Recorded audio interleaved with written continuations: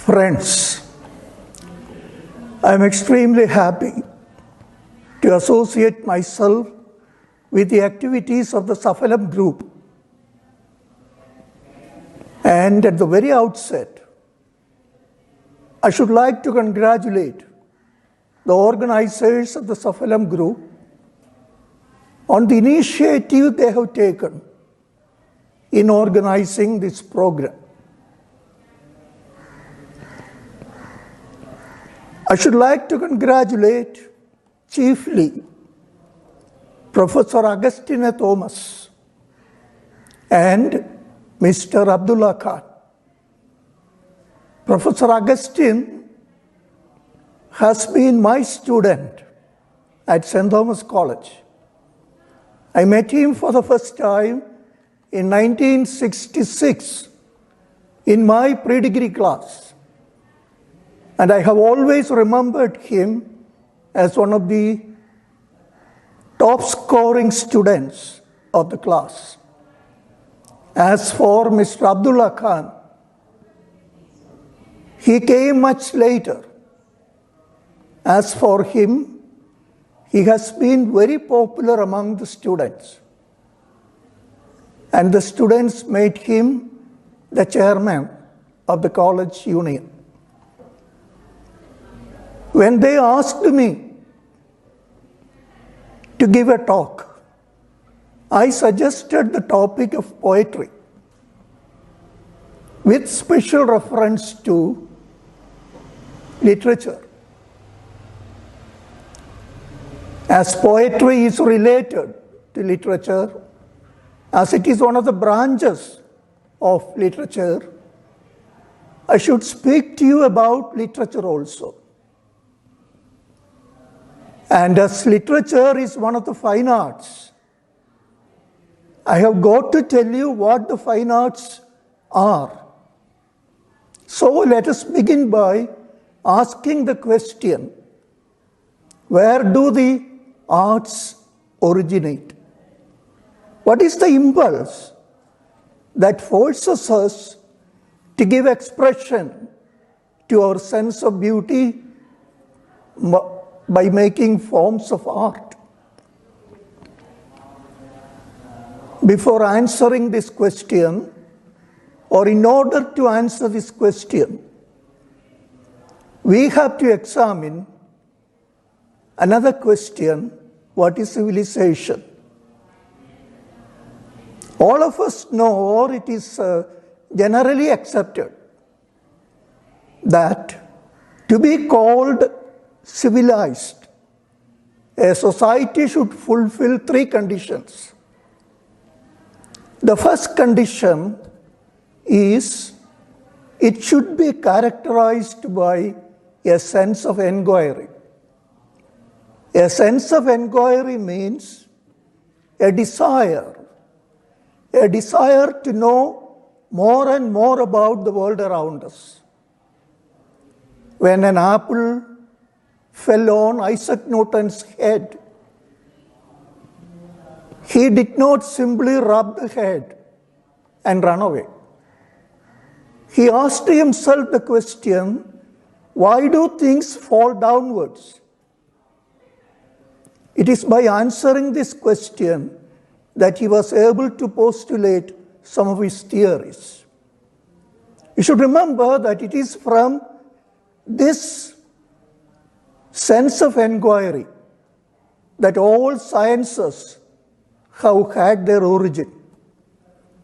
The second condition the society should fulfill is this: it should be characterized by a moral sense or ethics. Suppose you are on your way to some place, pass by a garden. If you look at the flowers and think about questions like, why should there be flowers? What's the relationship between the insects and the flowers? Well, if you ask such questions, these questions come from your spirit of inquiry. Your spirit of inquiry is asserting itself. Now suppose you feel a desire to pluck one of the flowers. A voice will tell you that it is wrong on your part to steal somebody else's property.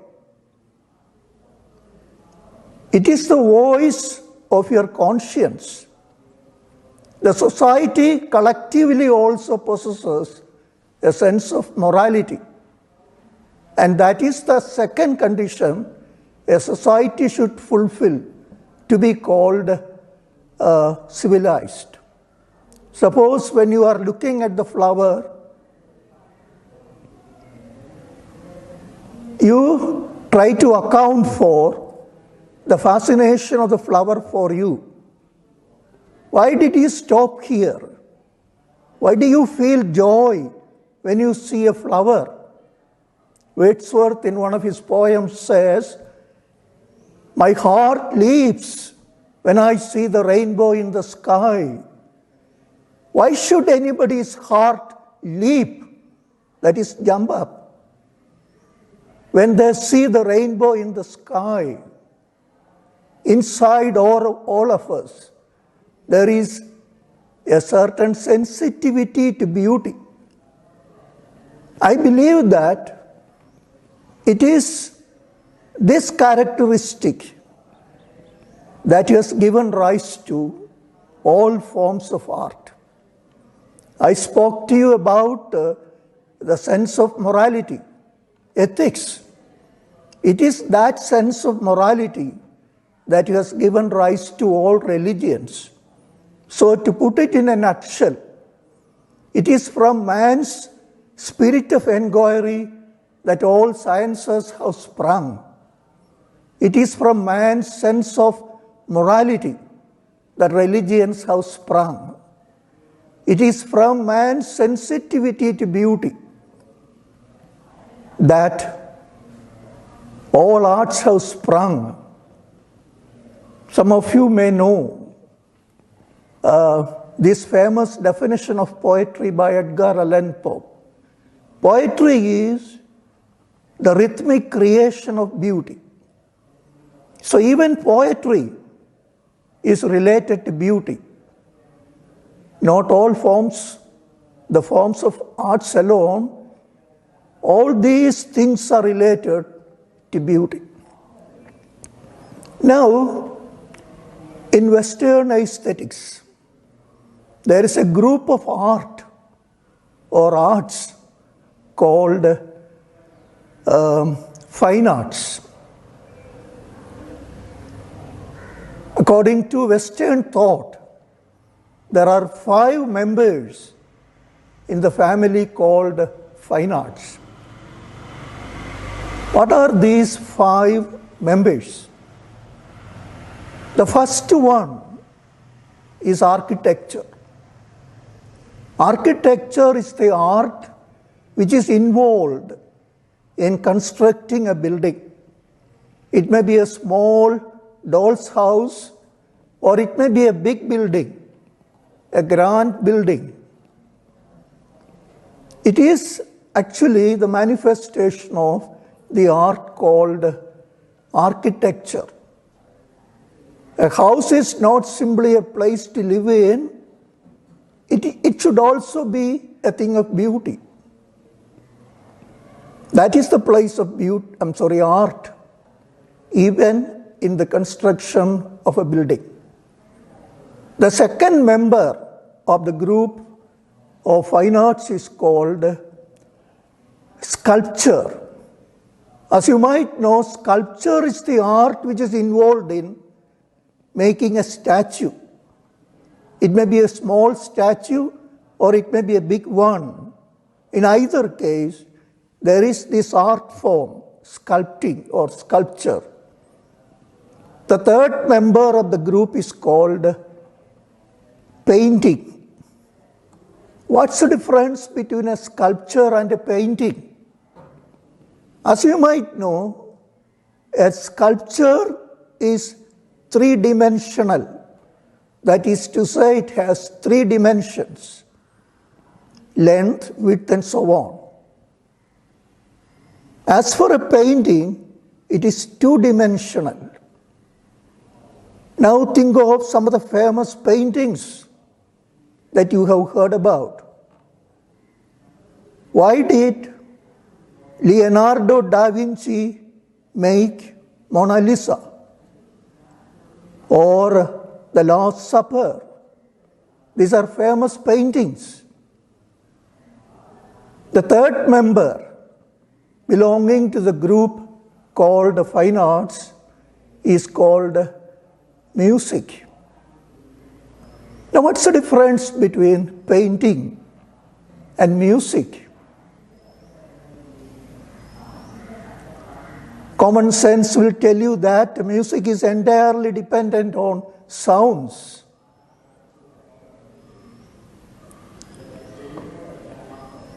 Now we come to the last member, and that is literature. About literature and about poetry, I'll be speaking to you in the second part of my talk. Now, let me ask you a question. What do you think about these 5 fine arts? Architecture begins the list.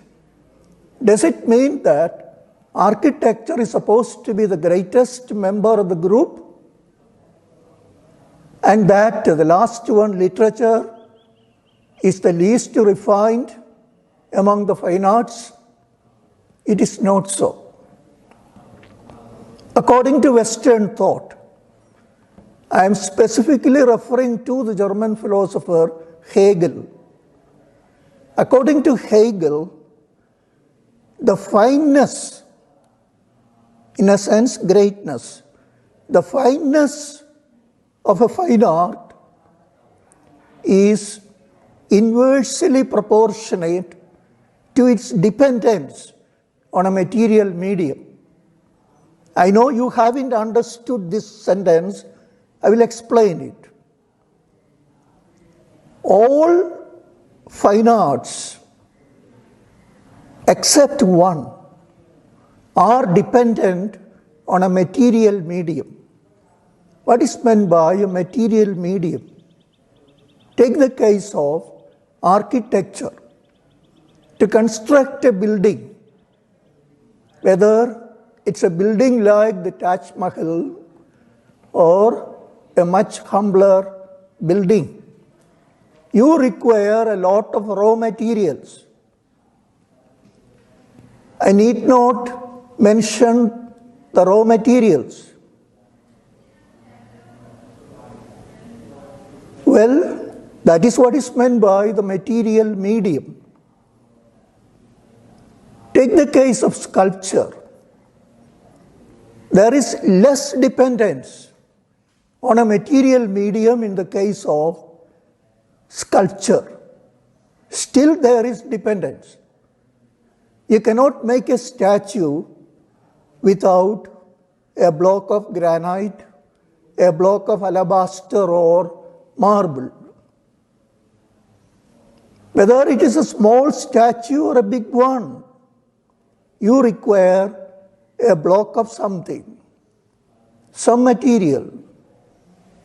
It may be bronze, maybe something else. Take the case of painting. Think of a famous painting. Since it is two-dimensional, naturally there is less dependence on the material medium. But there is dependence, although the dependence is on a small scale. Can you paint a picture without a piece of canvas? Can you paint a picture without paints? So there is dependence. One thing you can say, a painting as a fine art is finer than sculpture. And sculpture is finer than the architecture, because in each case, the dependence goes on coming down. Now come to music. Music is one of the fine arts. You might think that there is no dependence on a material medium. There is dependence. Sound can be considered a material. Without sound, you cannot have a melody. You cannot even think of silent music. You are apt to think that a word is something like a piece of material, and that since music is made of words and melody, it is independent of a material medium. It is not so. All that you can say about it is that it is more refined than painting. Let us come to literature. And you should remember that my topic, poetry, is one of the branches of literature.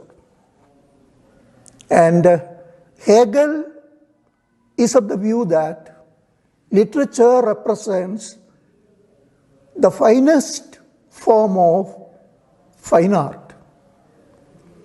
Why? There is total independence of a material medium. Literature, whether it is a novel or a poem, does not depend on any material. One might think that a word is a kind of material, particularly when you speak out, and that literature is not independent of a medium. See, you don't have to read a poem to appreciate it. Then what are words? Words are only symbols. You look at a word and the idea comes to your mind. Nobody speaks it. It's only a symbol. So, this is how I will summarize what I have already told you. Our subject is poetry. I have already told you that to see it in the right perspective, we should explore the relationship between poetry and literature. I think that we will do in the second part of my talk. And to see literature in the right perspective, you should see it in relation to the fine arts. There are 5 members in the family of fine arts, and I have spoken to you briefly about these 5 members, and I have already placed before you or brought to your attention the idea propounded by Hegel, namely that the fineness of a fine art is inversely proportionate to its dependence on a medium. Since literature is totally independent of a medium, literature can be considered the finest member of the fine arts. We will have a break, and then we can listen to the next talk.